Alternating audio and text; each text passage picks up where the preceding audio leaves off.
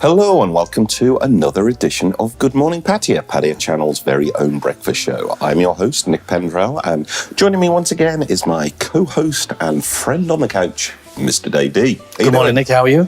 I'm fine. I'm feeling a little sleepy, though. Well, I'd say look into my eyes, but forget it. I'd rather not. I'd rather Good morning to you, my friend. Nice. Good morning to you, and more importantly, good morning to our guest, who is Stuart, the Highlander Hypnotist. How you doing? Very well, thank you. Good morning, sir.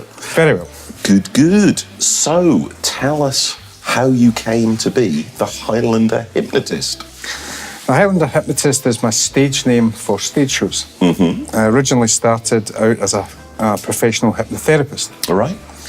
And it just grew with customers who came for consultancies, asked me to come and do shows at clubs. Right. And the local bowling club, that kind of thing. And so I went and got my stage professional ticket after that. Mm-hmm. But originally started out as a hypnotherapist. So how long ago was this when you started as a hypnotherapist? Oh, I've been doing hypnotist about 20 years, professionally about 10 years. Right. I had an interest in it from years and years ago, and it developed. I met a lady once and she said I should go and do this professionally, do NLP, which I wasn't really my scene. Right.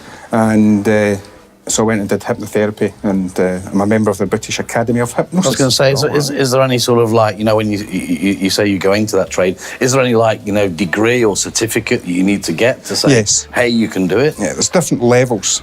And if you want to deal with children, I get another different level. I didn't go down that route, just for adults and stuff like that. But you progress, you just learn. You do different grades of, depending how far you want to get, and depends how much you want to learn, really. I just sort of thought, Nick, at what stage do you know you're good and you can say to the guy's eyes, look into my eyes and sign that paper?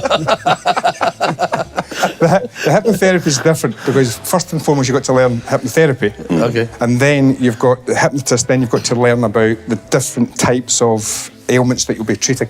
Right. So there's two sides to it. You've got to learn the hypnosis, and then you've got to learn the side of what ailments you are treating. Right. Whereas with the stage show, it's just pure hypnotism. Sure. And then you just see. So is that a lot easier just to? Yeah, they're both exactly the same to hypnotise, right? But the stage side's more fun. Mm-hmm. The hypnotherapy side's a bit more complicated, depending on what you're trying to treat. Right, because I would imagine it covers a lot of different areas, it does, you know. yes. So I imagine it covers a lot of different areas. Obviously, if you're trying to get someone to give up smoking, must be different from losing weight or some other sort of stress reduction or something like that. So I can see there's probably a lot of different areas to cover. There is. I can cover most things, I say, apart from children. My speciality as well, back in the UK, back in Scotland, was weight loss. Right. That's where most of my customers were. I fitted the gastric band, hypnoband as it was called. Hypnoband? Hypnoband, whereby instead of them going to get an operation and getting their stomach made smaller, I put into their mind that, and I contract their stomach, which is very easy to do, believe it or not. Is it? Yeah, if I asked you to suck your stomach muscles in, right? Yeah. He's got a problem, you do know that. Yeah. I've seen him.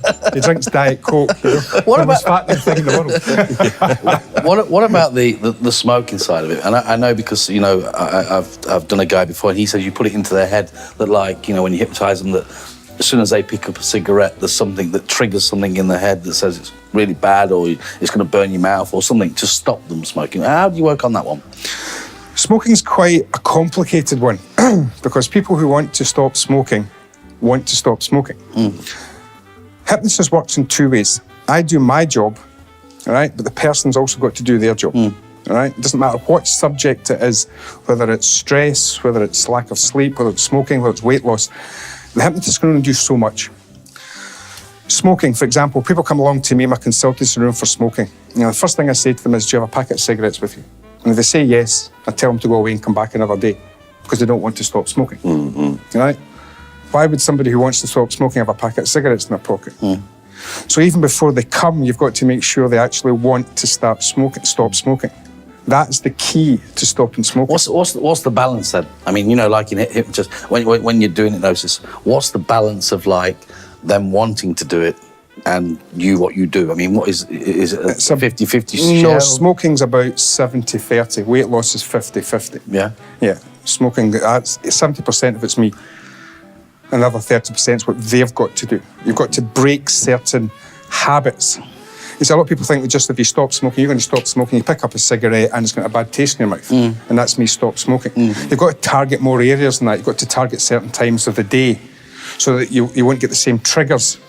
Like if after you've had a meal, I want a cigarette. When I wake up in the morning with a cup of coffee, I want a cigarette. You've got to target all these things. That's why I stop smoking. My first session is about an hour and a half to 2 hours long. I do a minimum of 2 sessions. So if you want to come see me for stop smoking, it's 2 sessions. And you do one day and one immediately after the next day. So that so you can find out yourself if you've got other triggers that you didn't realise about. Because there's other wee triggers that people don't know that makes them want to smoke, right? And it's the same with eating, right? So I get them to come the following day, later on in the day, because then I start to find out how you're doing. Some people it works straight away, and other people it takes 2 sessions. Other people it takes 3 sessions. All depends on the individual. Going on to your show side of it, okay, when you decided to go into the shows, I mean, you must have thought to yourself, like, now I can hypnotise people and I can do a show. I mean, how much in your head did you think to yourself, I want to push the barriers, I want to see what I can do with these people? Because there's a lot of guys out there do it, as we know. You've got the normal side of the shows, and then of course you've got the adult side of the shows. And of course, I mean, if I could do hypnotism, I'd be like, yeah. I mean, did you think that? Of course. Great. That's why I get into it. I mean, where do you decide though what you're going to do in your show? You go with the flow, as they say, because when you're doing a show, you don't know who you're going to get. Right? And again, there's different levels of hypnosis. There's people who can come to the consultancy room, can get to the same level of hypnosis that's required for the stage. But in the consultancy room, you don't have to get to that level, because there's about 5 different levels. Level 1, level 2, level 3, level 4, it doesn't really matter, right? When it comes to a show, you don't know how the people are going to react when you give them a suggestion. That's what makes it so funny. You can get somebody who's fantastic at hypnosis, but then when it comes to the show side, they're very sheepish. And you can get other people that just come out their skin and just absolutely love being a showman. Because that's what it is, you're letting your inhibitions go. Right? And that's what the whole thing's about, it's letting your inhibitions. People say, oh no, I can't do that, but they really want to do it. That's why people come to Pattaya. That's true, yeah. Because you're allowed to enjoy yourself. Yeah. There's no judgment. There's no nothing. I think a lot of, like you say in the show, that when you've got the guy that sits there or the girl that sits there who's really, really quiet, and then suddenly the showmanship wants to come out of them. Yes. It's always there. It just needs a situation to bring it out. Yes. They always say that most of us are actors. Of course we are. We're all actors in our own rights. We're just in different levels. And I mean, it's for you to find the right actors and the people and bring them out the show for your show. Sure. That's right. So if I'm sitting there with 5, 6, 7 subjects in a stage show, all hypnotised, part of my job is to identify what they will be good at. There's no much point in me giving something to somebody that's inappropriate, because it wouldn't look as funny as giving it to somebody else. Right. So it's just not quite. So although you've hypnotised somebody, I've then got to pick out who's going to be best for that particular act that I'm going to get them to perform. Right. Because then it becomes even funnier. There's no much point in get a young girl, right, to go up and start lifting a 200-pound weight, right? Okay, now that's funnier than getting a big strapping guy to go and do it. It doesn't look the same. Yeah. But what I would do with him, I would just go and say that he couldn't lift it. Yeah. Then I'd go and get the girl to say, she goes up with one hand, lifts it, and he's sitting there going, how did you do that? How did you do that? Yeah. So it's things like that. You've got to judge the characters on the stage at the time. Is it not true? I mean, over the years I've seen quite a few shows, and when you talk to people after you see the reaction after the show, and they say, well, I sort of knew what I was doing, but I didn't know what I was doing. Yes. Is that right? Do they consciously know that they're doing it but not doing it? Some people have got total, just don't remember anything. Some people get, yes, I can remember, but I don't know what I was doing. It varies. Again, it varies. That does sound like a night out after Pattaya, doesn't it? Yes, it does, yes. And I've had many of them. I've hypnotised I can't myself. remember what I done last night. Unfortunately, my hypnotism cost me 2,000 baht for 20 San Miguel. But is it true? Do they sort of like know what they're doing, but they don't? Yes and no. Okay. And I'm not trying to be funny, but some people do and some people don't. Yes, they remember certain parts about it, but they don't remember maybe performing it. Some people remember performing it and some people don't. I've had that problem over the years. That's what Lassie said to the soldier.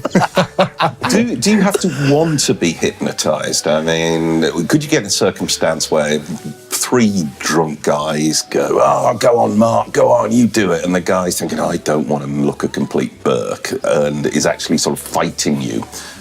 Would you be able to get him under in those circumstances? Depends how much he's fighting.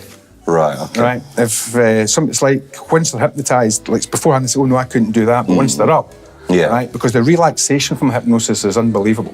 Right, it's the most relaxing thing in the world. Right, it just absolutely. I've not had one person yet that's been hypnotised doesn't say that was absolutely amazing. The total euphoria you get of just peacefulness. Yeah. And most people have been hypnotised, even though they think they haven't. I mean, everybody's daydreamed. Yeah. Well, that is hypnosis. For that split second, you're in a trance. Somebody shouts, hello, hello. Yeah. Go, oh, sorry, what was that? That was you hypnotised. Right. Okay. That is all hypnosis is. My job is to make that deeper and longer. Right. So most people have been hypnotised. You see, and depend again what you want to do. It's like in the consultancy room. If you're in the consultancy room to stop smoking, and I said to you, I'd now like you to stand up and dance about like a chicken. Yeah. You wouldn't do that because you know you're in the consultancy room for smoking.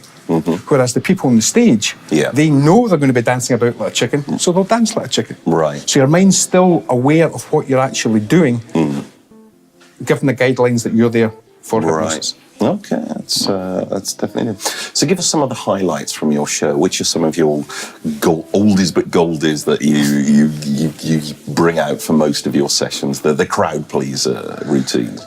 The library. Again, depending, I like to pick ladies for this one. And what I get them to do is, you'll now, when you wake up, the count to three, you'll wake up and you will be a librarian. And you'll be in charge of the library. Anything that makes any noise, you'll tell them to be quiet. Right. Okay? And you'll get extremely agitated if they will not be quiet. And then go, sleep, put them back down, and then hand them a megaphone. Okay. And then go, however, when you awaken, the more angry you get, you'll also suffer very badly from Tourette's. So you go, 1, 2, 3, your eyes open, wide awake, wakey, wakey. And then all the audience starts laughing and they say, shut up, shut up, shut up, shut up. And then you've got maybe another person, I'll play a bit of music and they'll start being Elvis. Right. Or I'll get somebody else to be James Bond. Or I might get somebody else to, if I make a certain noise, think they need to run to the toilet. Right? So you've got all this going on, everybody's laughing, so she's standing up going, quiet, quiet, quiet, quiet, quiet, quiet, quiet, quiet, and then starts. How does the trigger side of it? You know, I've watched shows before where if they hear a certain sound, or a little bit of music played, or somebody's telephone rings, that it triggers them to go back into it again. Once you're in hypnosis, right? I then give you trigger commands. Like if you were in hypnosis, I'll say to you on the count of 3, when you wake up, you will be Elvis Presley. Right? You won't argue with me. Soon, all right? Or I'll say, when you hear this piece of music, then maybe play an Elvis Presley song, you'll then stand up and start moving like Elvis Presley. Nod your head, you understand? Thank you very much. See how easy it is, right? So then when that music plays, they stand up and start dancing like Elvis Presley, right? It's just a trigger one. You can do it later on as well. You're using the same techniques in hypnotherapy for like stop smoking. What about bringing them out of what you've put them into? Well, what you do is once they're all finished, you just stand up and you just say to everybody that thank you very much for being volunteers, and your mind will be reset back to normal as it was as if you came here today. That's it, easy as that. That's it. Count them up, 1, 2, 3, 4, 5. Count them up, bring them up slowly, and then you say to them, your mind will be back to normal as if just as you arrived here this evening. Well, talking about coming out of the show, we are going to have to come out of the show in the not too distant future. How would people get in contact with you if they wanted to? I'm on Facebook. You're on Facebook? Stuart Watson, under Stuart Watson Hypnotist. My website actually is just getting revamped, but if you go into the British Academy of Hypnosis, I'm on there, but my actual website's getting revamped at the moment, so you won't be going to my website page, but you'll see me registered there. Or you can email me at Stuart Watson Hypnotist, that's Stuart with a U, at hotmail.co.uk. All right. Or you can call me on 091 182 4254.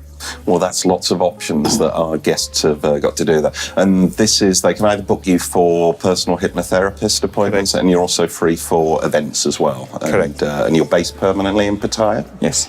Excellent. So, well, I hope that some people find that they need your services. I'm sure it sounds like you can do a lot of good for them. Thanks for watching, everybody. Thanks for coming, Stuart. And stay tuned for part 2, because we'll be right back after the break. See you then.